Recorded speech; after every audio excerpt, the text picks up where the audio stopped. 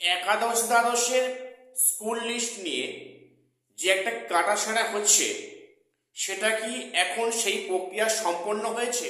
তাহলে আমাদের কাউন্সিলিং বিজ্ঞপ্তি কি যথাসময়ে পাবলিশ হবে, যেমনটি কমিশন বলেছিল? তারপরে নবম দশমের ভেরিফিকেশান কোনোভাবেই মার্চের 8-10 তারিখের আগে হচ্ছে না। কেন বললাম, আমি সেটা নিয়েও আলোচনায় আসছি। এবং গতকাল এক্সপিরিয়েন্সের 10 মার্কস নিয়ে তো মামলার শুনানি হয়নি, কিন্তু কালকে একটা গুরুত্বপূর্ণ মামলার শুনানি হয়েছে। আমি সেটা নিয়ে তোমাদের আজকে একটা আপডেট দেব। তাছাড়া আজকের এক্সপিরিয়েন্সের 10 মার্কস নিয়ে মামলার ওঠার কথা লিস্টেড হয়েছে। আমি এই সব নিয়ে আজকে বিস্তারিত আলোচনায় এই ভিডিওতে এলাম। প্রত্যেককে চ্যানেলটা সাবস্ক্রাইব করে রাখো এমন গুরুত্বপূর্ণ আপডেট পাওয়ার জন্য। প্রথম বলি, তোমরা জানো আজকের এক্সপিরিয়েন্সের 10 মার্কসের মামলা পুনরায় লিস্টেড হয়েছে। আজকে সিরিয়াল নম্বর 23-এ আছে, 23 নম্বর সিরিয়ালে আছে। খুব সম্ভাবনা 23 মানে কিন্তু লাঞ্চের বা ব্রেকের আগে হতে পারে, চান্স খুব বেশি। আর না হলে সেখানে লাঞ্চের পরে। আজকে অবশ্যই শুনানি হবে। দেখো, যেটা পরিষ্কার কিন্তু ইঙ্গিত পাওয়া যাচ্ছে, এক্সপিরিয়েন্সের 10 মার্কস নিয়ে বিচারপতি বা কোর্ট কিন্তু আর এটা নিয়ে বেশি দূর আগাতে চাইছে না। এটা অতি দ্রুত হয়তো নিষ্পত্তি করার পথে কোর্ট। কাজেই আজকে দেখার বিষয় যে আজকের মহামান্য কলকাতা হাইকোর্ট থেকে কি জাজমেন্ট বা কি সিদ্ধান্ত আসে, বা আদৌ কোনো সিদ্ধান্ত আসে কিনা। আমাদের প্রত্যেকের সেদিকে নজর থাকবে। এবারে দেখো, একাদশ দ্বাদশের স্কুল লিস্ট তো শিক্ষা দপ্তর পাঠিয়েছে অনেক আগেই। সেখানে নাকি একাধিক অসঙ্গতি ছিল বা আছে, সেটা এখনো সেই আপডেটিংয়ের কাজ কন্টিনিউ হচ্ছে। এবং সেটা হয়তো আর কয়েকদিন বাদে, অর্থাৎ যেমনটি ডিক্লেয়ার করা হয়েছিল যে ফেব্রুয়ারির 3rd উইকের প্রথম দিকে কিন্তু এই কাউন্সেলিং বিজ্ঞপ্তি আসবে এবং তার পরে পরে স্কুলের ভ্যাকান্সি লিস্ট দেওয়া হবে, ইন্টিমেশন লেটার ডাউনলোড করতে দেওয়া হবে। এবং সেক্ষেত্রে হয়তো একদম শেষের দিকে, ফেব্রুয়ারির শেষের দিকে কাউন্সেলিং প্রক্রিয়া শুরু হলেও হতে পারে। তবে আমার যেটা মনে হয়, আবারও বলছি, মার্চের মধ্যে হয়তো কাউন্সেলিং প্রক্রিয়া হবে না, চান্স খুবই কম, বলে রাখলাম। এবারে নবম দশমের সেখানে যে ভেরিফিকেশন প্রক্রিয়াটা, অনেকে বলছে যে মার্চে প্রথমেই শুরু হবে। দেখো, তোমরা জানো যে মার্চের 1 তারিখে এবং 8 তারিখে গ্রুপ সি এবং গ্রুপ ডি পরীক্ষা আছে। সেক্ষেত্রে এই পরীক্ষা না হওয়া অবধি সম্ভবত সেখানে কিন্তু ভেরিফাই প্রক্রিয়া শুরু হবে না 9-10 ক্ষেত্রে।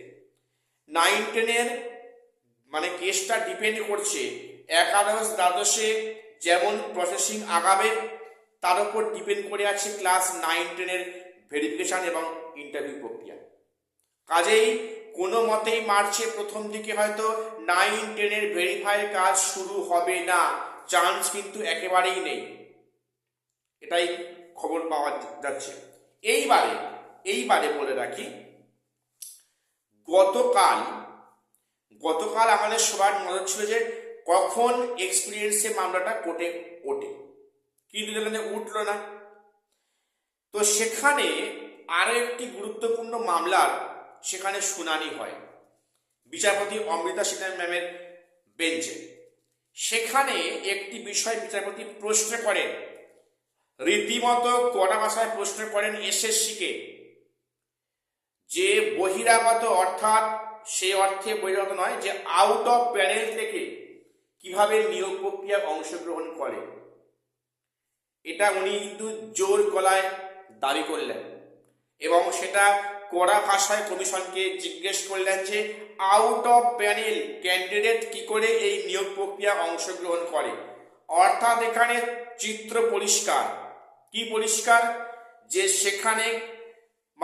সেখানে ঘাবলাবাজিটা কোন পর্যায়ে হয়েছে, কি 2016 কি 2025, পরিষ্কার ইঙ্গিত। দেখো একটার পর একটা কোর্ট কিন্তু পরিষ্কার বুঝতে পারছে যে কমিশন অ্যাকচুয়ালি কি করতে চাইছে, এবং জানি না সেখানে আজকের আজকের এক্সপিরিয়েন্সের 10 মার্কস যে মামলা কোনো ভার্ডিক্ট আসে কিনা, এবং সেখানে এর কোনো প্রতিফলন, কোনো এফেক্ট পড়ে কিনা। আজকের কিন্তু এই যে যদি কোনো ভার্ডিক্ট আসে, এক্সপিরিয়েন্সের 10 মার্কসের উপরে নির্ভর করছে এই প্যানেলটা রেকটিফাই হবে কিনা, রিপ্যানেল হবে কিনা। শুধু তাই নয়, সেখানে ফ্রেশার্সদের ভাগ্য ডিপেন্ড করছে আজকের এই মামলার উপরে। এক্সপিরিয়েন্সের 10 মার্কস যদি বাদ যায় বা সেক্ষেত্রে যদি ইন্টারভিউ পরে অ্যাড হয়, তাহলে প্রচুর সংখ্যক ফ্রেশার্স কিন্তু ফাইনাল মেরিট লিস্টে ঢুকবে, পরিষ্কার হিসাব। এবং সেখানে অনেক ইনসার্ভিস কিন্তু ওয়েটিংয়ে ফিরে যেতে হবে। দেখো এটা কখনোই কেউ কাম্য নয়। দেখো যেমন করে বলে রাখছি, ইন সার্ভিস যারা আছেন, সত্যি এটা খুবই কষ্ট লাগে।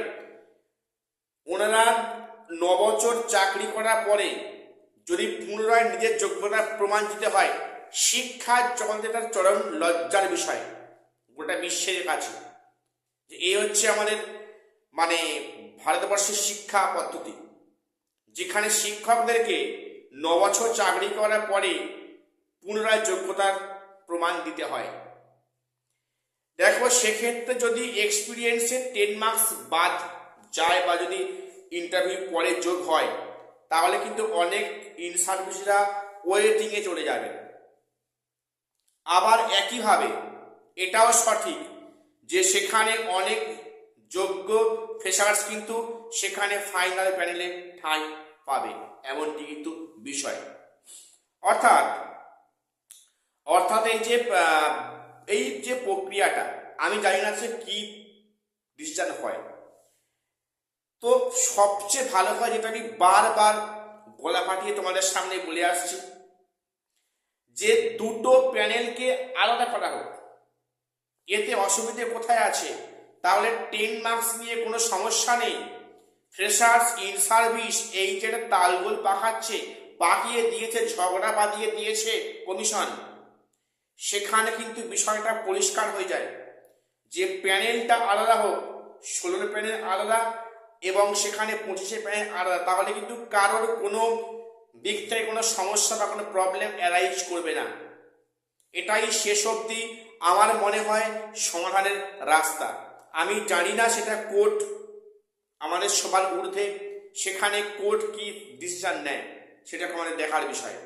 আমাদের প্রত্যেকে আজকে নজর থাকবে কলকাতা হাইকোর্টের দিকে। সবাই চ্যানেলটা সাবস্ক্রাইব করে রাখো, তোমরা কিন্তু ঠিক সময়ে বিভিন্ন আপডেট তোমরা পেয়ে যাবে। প্রত্যেকের চ্যানেলটা সাবস্ক্রাইব করে রাখো এরকম গুরুত্বপূর্ণ আপডেট পাওয়ার জন্য।